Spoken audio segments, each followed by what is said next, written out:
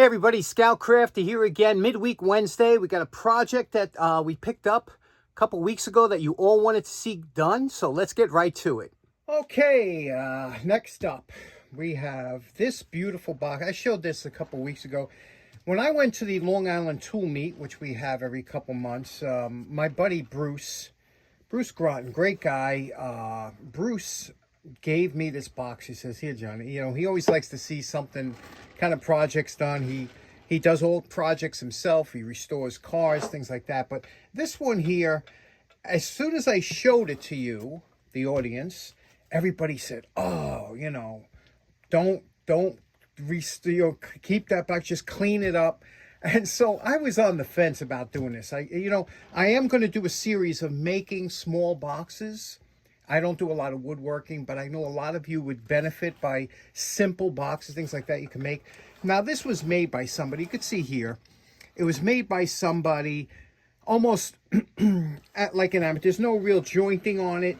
It's just nailed together. It's a simple box, you know, but there's a kind of something attractive about it, something nice about it. But somebody took time to make this. They did the latches. They had a leather handle on here which broke off, which might be a little bit unusual to try and reproduce because I don't have the middle part, but we'll figure something out. So, and he put his initials on it, and I don't know if that's HDA, I believe, HDA, which will, you know, most likely come off, but we'll do something to put that on there. So let me tell you what happens here. And look here, this was some kind of, you can see it was painted on and peeling off. It's crackling. It was varnished at one time. It's kind of, it's a mess, but it would make nice, you know. Let me show you what the inside looks like here. It's got a little chain. You know, this could have been a cash box somewhere. I don't know. So here's what we're going to do. We're going to do this up the way I think it should be done up, and hopefully you'll like it. So first, let's get started by removing some of this hardware. Okay, here's all the hardware removed. Now, it's always important when you're removing the hardware is you have to, especially with the old-time stuff, you have to use, it took 4 different screwdrivers to remove this hardware because each slotted screw has their own size, and you do not want to strip it out or torque it out. So take your time, make sure you got a good fitting screwdriver, remove all the hardware. Hardware's off. Now we have to deal with the box, okay? Now that the hardware is off, it's a lot easier to work around and with. And you could see, like I was telling you, it's funny because when I started making and doing woodworking and things like that, you start off with dimensional lumber, meaning whatever comes from the lumber yard, which is usually 3/4 of an inch. And when you make a lot of boxes out of 3/4 inch, they look blocky and bulky, so you want to plane them down or cut them down. And this is a nice size. It's about 3/8 of an inch thick.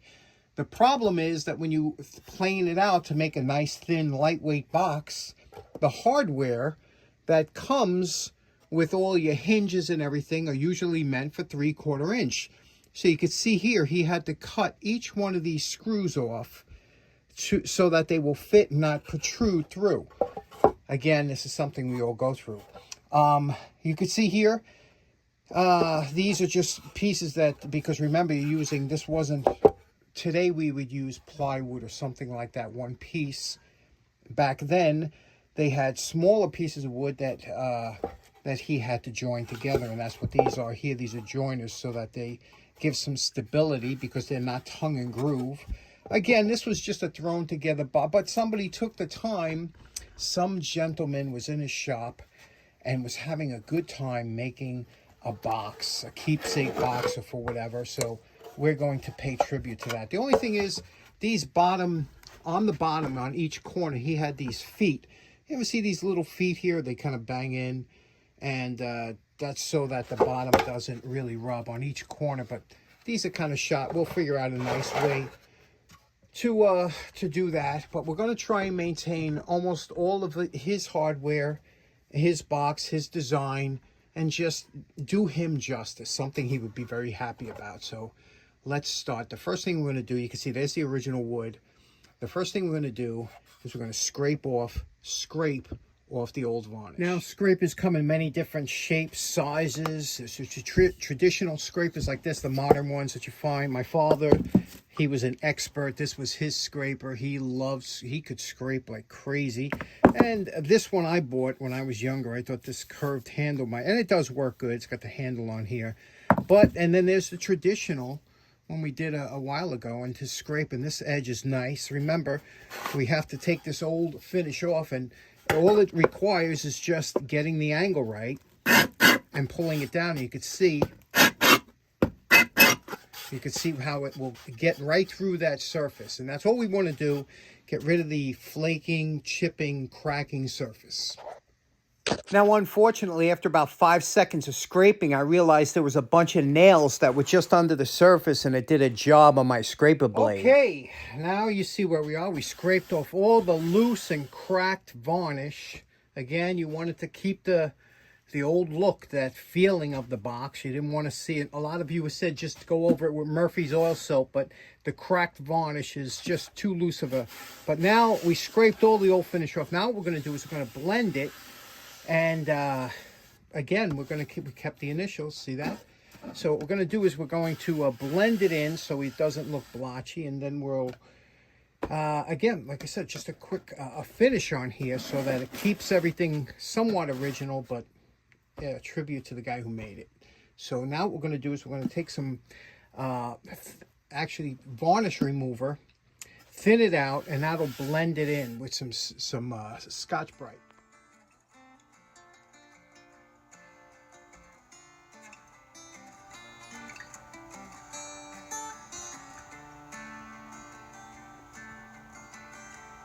Okay, now we blended in the box with the varnish thinner, the varnish remover actually, and then we went over it with denatured alcohol to stop any of that action from the varnish. Now we're going to hit it with a light stain, again to give it some character, and then we'll do our varnishing process, and then we'll work on the hardware.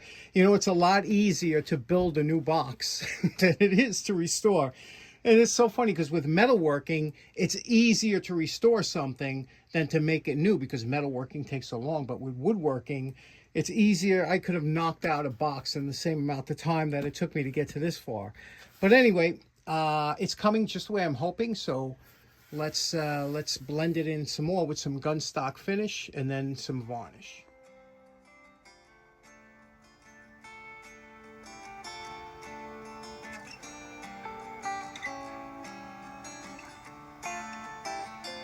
Now here's a before and after on the hardware.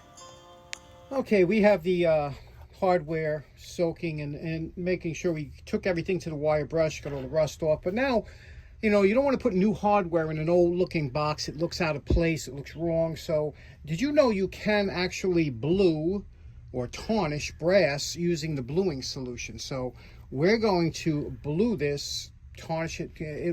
All the hardware was originally black on the box, so we're going to darken it up so it don't stand out like a sore thumb.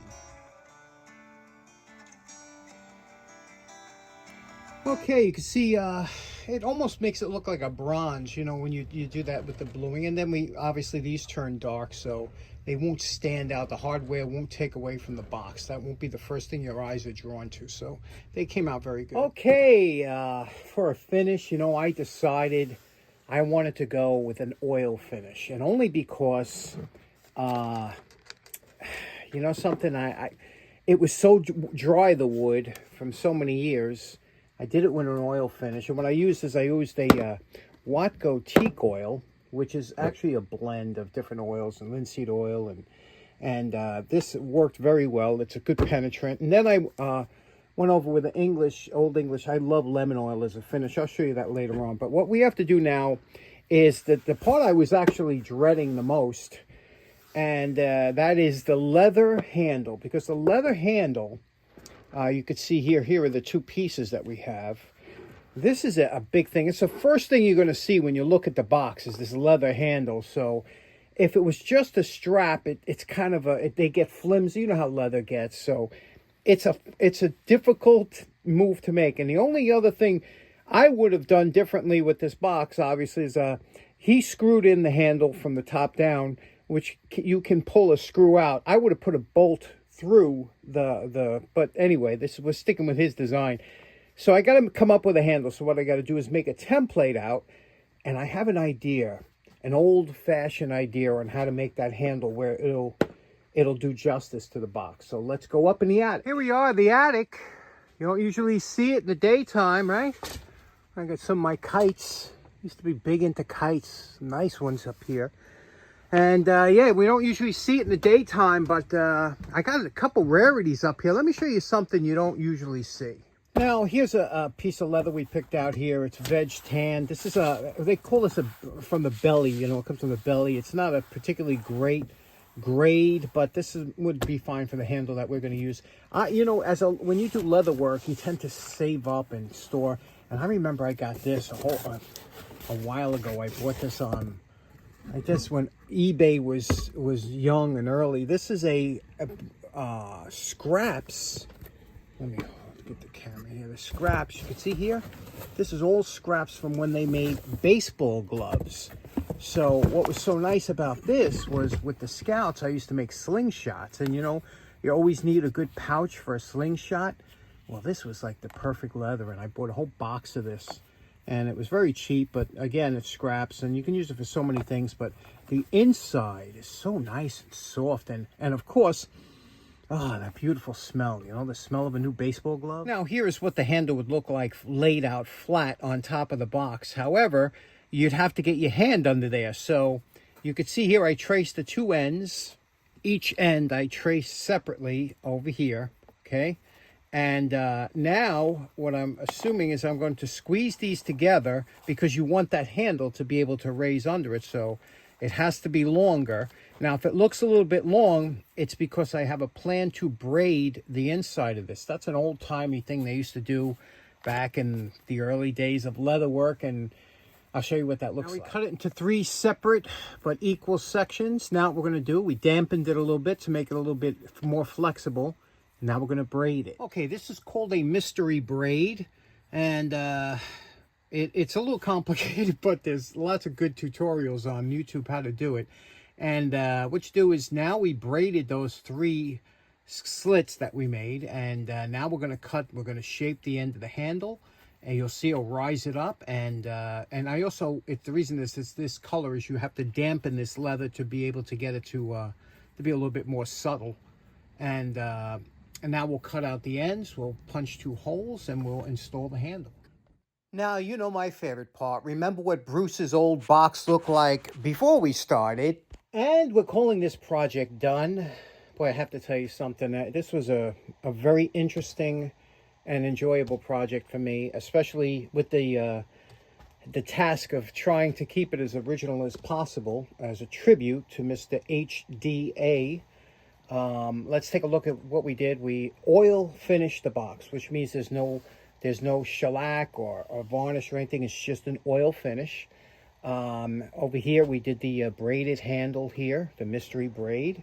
It's got the same exact pattern. All the hardware is exactly the same. There's nothing, I didn't change anything. We did a very nice finish on the latches that they don't stand out. They don't take your eye away from the project. Same thing with the back here. We blued all the hardware. Doesn't that look nice? If you notice, all the screws are clocked.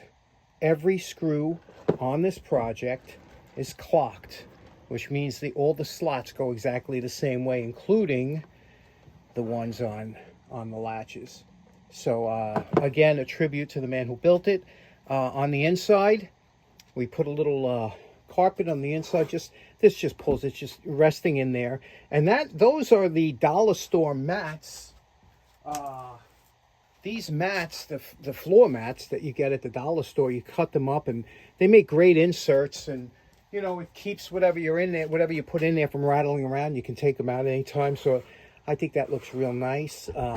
Again, the finish on here, the chain, everything is exact. Listen to the way this closes. I always love the way a box sounds when it closes. Listen. I love that. I get such a kick out of that.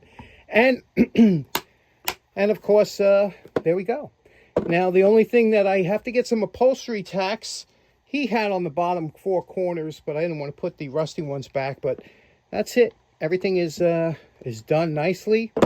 Nice box, and let me know what you think. Bruce, thank you so much. This was an enjoyable project, and it really tapped a lot of my skills that I haven't used in a while. And special tribute to whoever this gentleman is or was, but his box lives in infamy. Okay, so in closing, that was a real fun project. Thank you so much, Bruce, and hope you all enjoyed it. We'll see you again on Friday. Take care now. Bye-bye.